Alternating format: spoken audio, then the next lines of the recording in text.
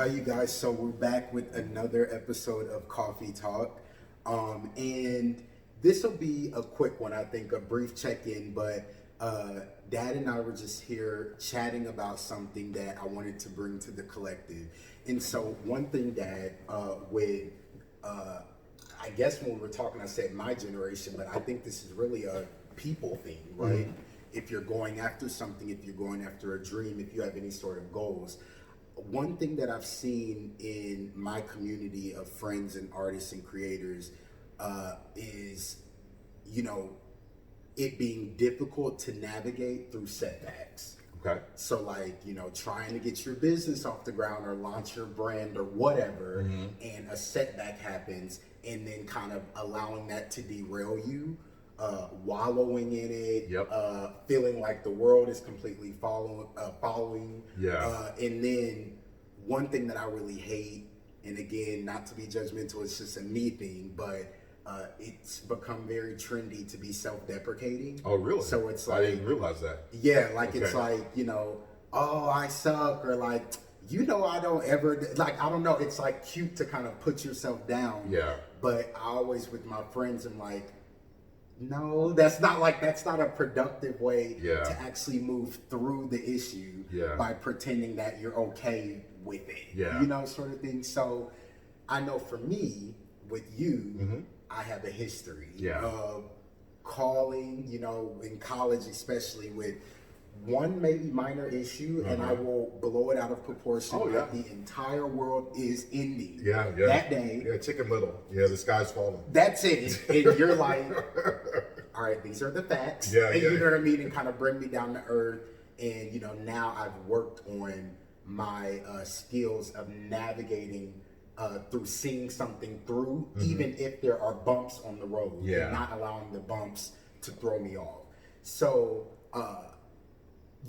what are your thoughts on navigating through failure or pitfalls or setbacks when you're working towards achieving something? Yeah, two thoughts. Mm-hmm. I think, and it happens in life, right? You're chasing something, and maybe it doesn't work out to the degree in which you want, or a hurdle jumps up in the way, and you're like, wow, okay.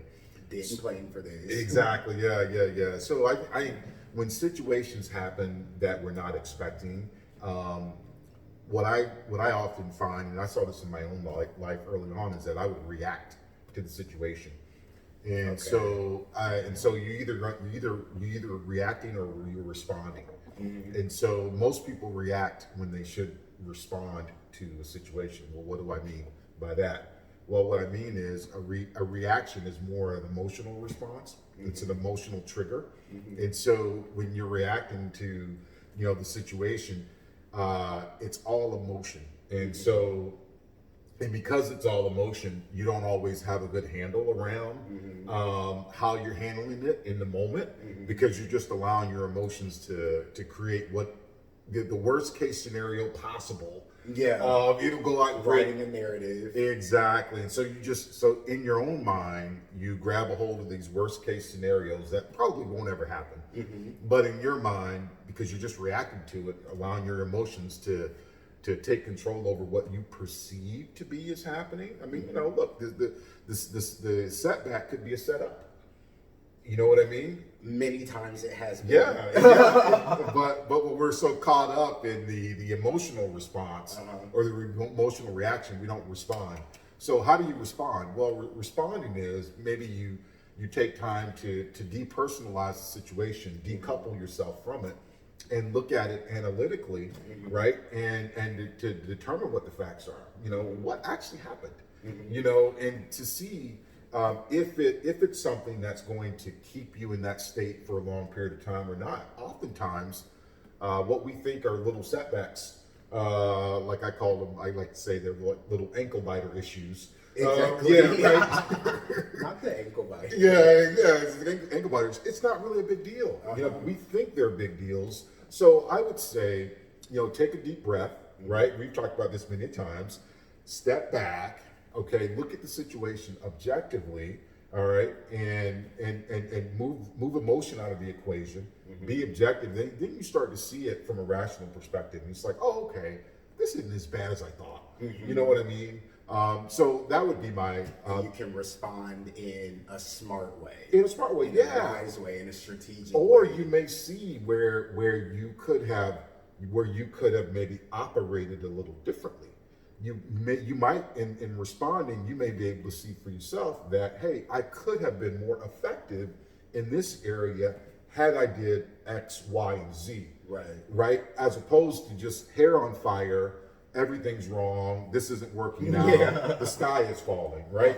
So you can see how those two differences. Self-loathing, because I think you mentioned that one as well. To me, that's a key indicator of low self-esteem. Because, if, again, where there's significant value, where you place value within yourself, there's no room to put yourself down. So to me, that's indicative of very low self-esteem, very low self-worth. You never hear me being extremely self-deprecating. You know what I mean? So how do you what advice would you offer to people who might be watching and saying, that's me, and I do that, and I do put myself down when I have setbacks instead of rising up or finding a way to navigate through it?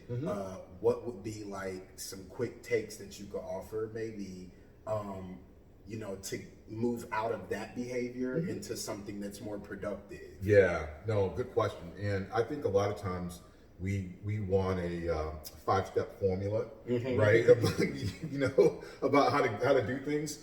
Most things are very simple, but we don't want to look at it in a way that's very simplistic. So me, I have a favorite phrase, right? Turn the page. So my point is that, okay, if what you're doing isn't giving you the results you want, then stop doing that. Yeah. So I would say is where you are within your own internal dialogue being self-deprecating, start to build the awareness, and when you are aware of those thoughts, change it to a different thought. Turn the page. Yeah, change it to a different thought, and every time you catch more and you catch more, and you start changing the thoughts to I'm not whatever the case, a failure. Right. You know what I mean? I'm actually working through life in an efficient way, and things are changing for my better good here. Right. You know what I mean? I'm not dumb for that mistake I made. I needed to make that mistake to learn how to not make it So again. you got to change the way you talk to yourself. Internal dialogue is very important. So that's the one thing I would say as it relates to self-deprecating behavior, is that you have to take ownership of the dialogue that plays inside your own mind.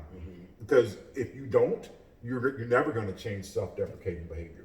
So really, kind of in conclusion, navigating through setbacks and perceived failures, roadblocks in life when you're trying to achieve something, really is all about the radio station. It always goes back to the radio station in your mind, and what station you're choosing to allow to play. As you're going through this journey, is it the station that puts you down the entire time while you're trying to work to go up? And it's booting you down, or do you want to have on the station that's rooting on you to make it to the top of this mountain? Exactly. You know what I mean? And it does start with you. It does. Absolutely. So I would say, don't react, respond, okay, and change thoughts one thought at a time. One thought at a time. One thought at a time. All right, you guys, so that's what we have for you today. Coffee talk with me and my dad. Appreciate all of the support. Let us know how this resonated for you. Maybe share some situations where you've had to stop and learn to respond rather than react. And let me know if this helped you with changing the internal dialogue in your mind and how you speak with yourself, right? I work on this daily, and I'm going to continue to do so. So thank you for all of your support, and I look forward to speaking to you guys next time.